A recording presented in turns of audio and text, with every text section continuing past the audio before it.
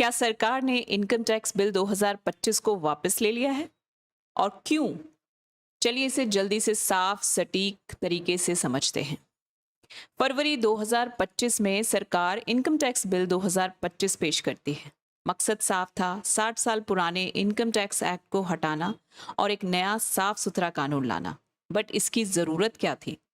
4000 से ज़्यादा अमेंडमेंट्स की वजह से ये कानून कॉम्प्लेक्स हो चुका था और नया बिल क्लियर लैंग्वेज में ड्राफ्टेड था, जेंडर न्यूट्रल भी था और सिंप्लीफाइड फॉर्म में भी था।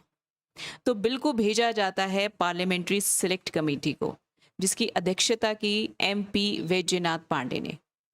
कमेटी ने इसके अंदर 285 सिफारिशें की, जैसे कि चैरिटेबल ट्रस्ट कॉर्पोरेट टैक्स की क्लैरिटीज को लेके, रिफंड क्लॉज के सुधार को लेके, इंटर कॉर्पोरेट डिविडेंड डिडक्शंस को लेके और जेन्युइन गलती करने वाले टैक्स पेयर्स को राहत देने के लिए। एग्जाम्पल के तौर पे समझिए, अगर कोई टैक्स पेयर देर से रिटर्न फाइल करता है तो उसे रिफंड ना देना ये तो बिल्कुल ही गलत बात थी। सो फाइनली 8 अगस्त को 2025 सरकार ने ये बिल औपचारिक रूप से वापस ले लिया।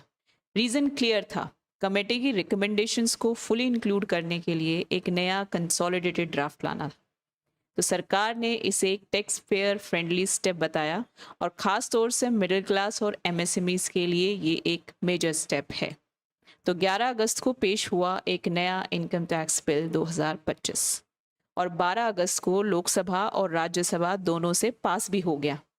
इसमें जो मेजर चेंजेस थे वो थे रिफंड क्लॉज में ढील, सेक्शन 80M की वापसी, नील टीडीएस सर्टिफिकेट की एडवांस सुविधा, पेंशन प्रॉपर्टी ट्रस्ट से जुड़े प्रोविजंस को और साफ करना, एमएसएमईज की डेफिनेशन को अलाइन करना, प्रीवियस ईयर असेसमेंट ईयर्स को मिलाकर एक टैक्स ईयर बना देना और रिडंडेंसीज को घटा के बिल्कुल सरल और साफ तरीका बनाया।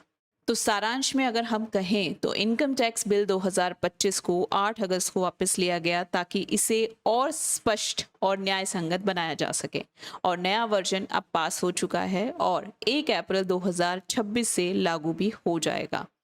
अगर आपको ये जानकारी उपयोगी लगी तो लाइक करें, फॉलो करें। क्रिस्प अपडेट्स के लिए कमेंट में बताएं अगला ब्रेकडाउन किस सेक्शन पर होना चाहिए।